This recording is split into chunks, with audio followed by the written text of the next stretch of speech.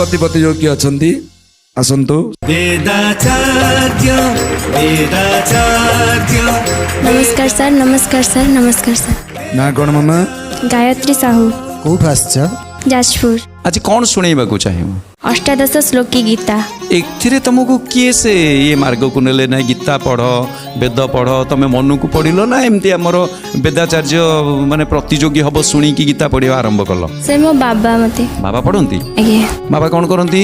बाबा teacher अछंती। ताहले गीता पढ़ुथिबे ना कौन? आज्ञा। उच्चारण उपर टे ध्यान दब। आज्ञा। देखिए आरंभ कर। अष्टादश श्लोकी गीता।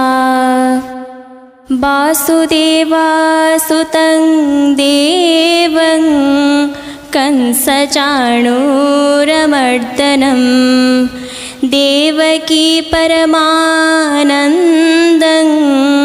कृष्णं वन्दे जगद्गुरुं। ॐ श्री परमात्मने नमः। अष्टादश श्लोकी गीता। अर्जुन उवाच निमितानि च पश्यामि विपरीतानि केशव न च श्रेयोनुपश्यामि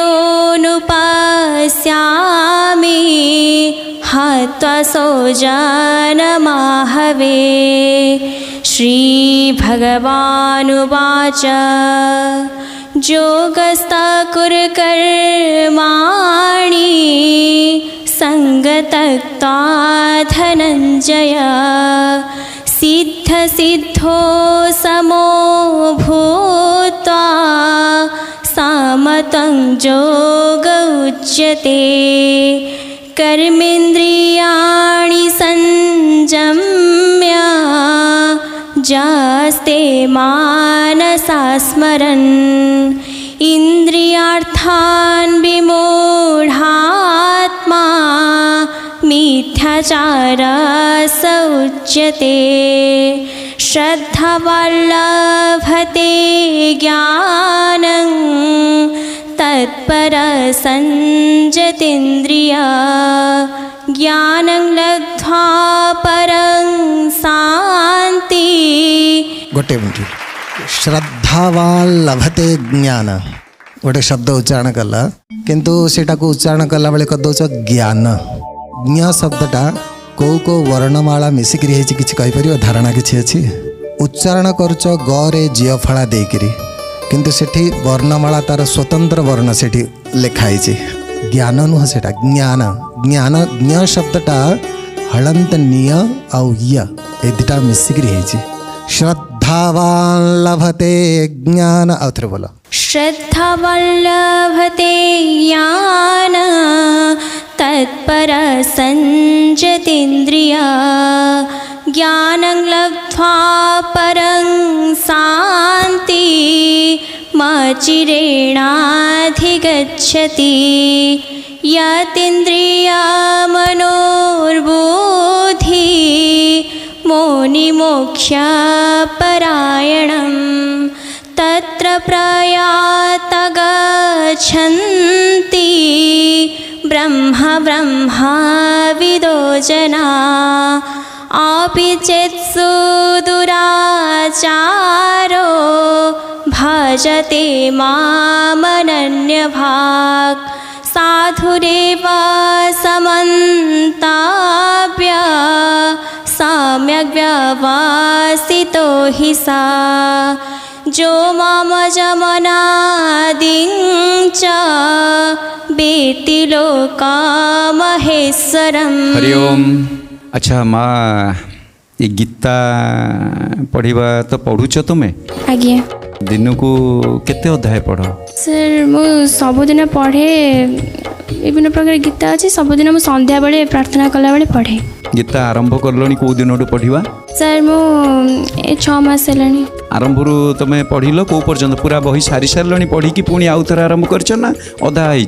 नहीं सर मु द्वादश अध्याय और अष्टादश श्लोकी गीता ये दुटा पढ़े। एथर गोटे काम कर तुम आरंभ ही गीता पढ़ा माने आरंभ कर सर जो दिन जी श्लोक पढ़ुच पढ़। अच्छा गीता छाड़ी आउ कौन तुम्हें पढ़? मु गीत भी गाए। ये गीतम न होई कि गीता ହେଇଛି ଏଇଟା ଏ କଥା କାହିଁକି ଭାବିନ ଶ୍ରୀମଦ୍ ଭଗବତ ଗୀତା ଆଚ୍ଛା ଆଉ ଶ୍ଲୋକ କ'ଣ ଅଲଗା ଜାଣିଛ ଗୀତ କ'ଣ ଆମର ଏଇ ସାଧାରଣ ଗୀତ ନା ଶାସ୍ତ୍ରୀୟ ସଙ୍ଗୀତ? ନାହିଁ ସାର୍ ଭଜନ। ତମର ଅଧ୍ୟୟନ ବିଷୟରେ ମୁଁ କିଛିଟା ବିନ୍ଦୁ କହିବି। ହ୍ରସ୍ୱ ଦୀର୍ଘ ତମର ଉଚ୍ଚାରଣ ପିନ୍ ଟୁ ପିନ୍ ଲାଗୁଛି, ଏକଦମ ସୁନ୍ଦର ଲାଗୁଛି, କିନ୍ତୁ ବର୍ଣ୍ଣମାଳାରେ ବହୁତ ଗୁଡ଼ିଏ ବର୍ଣ୍ଣ ଅଳ୍ପ ପ୍ରାଣ ଥାଏ, ବହୁତ ଗୁଡ଼ିଏ ବର୍ଣ୍ଣ ମହାପ୍ରାଣ ଥାଏ। ତମେ ମହାପ୍ରାଣ ଅଳ୍ପ ପ୍ରାଣ ଏକୀକରଣ କରିଦେଉଛ ହେଲା। ଅଳ୍ପ ପ୍ରାଣ ଭିତରେ କ ଖ ଗ ଘ ଏଗୁଡ଼ା ସବୁ ଯିବ, କିନ୍ତୁ ମହାପ୍ରାଣ ଭିତରେ ଭ ଥ ଝ ଛ ଏଗୁଡ଼ା ସବୁ ଯିବ। ତେଣୁକରି ମହାପ୍ରାଣ ଉଚ୍ଚାରଣ ବିଶେଷ କରି ପ୍ରତ୍ୟେକଟି ପ୍ରତିଯୋଗୀ ମୁଁ କହୁଛି ସଂସ୍କୃତ ଶବ୍ଦାବଳୀ ନାଭିରୁ ଉଚ୍ଚାରଣ ହେବ ହେଲା। ତୁମେ ପ୍ରଥମ ଆରମ୍ଭ କଲ ଶ୍ଲୋକ ପ୍ରଥମରୁ କ'ଣ ଆରମ୍ଭ କଲ କହିଲ? ବାସୁଦେବ। এইটাকু এবে তুমি ক্লাস বসুদেব বসুদেব সুতং দেব কংস চাণুরমর্দনম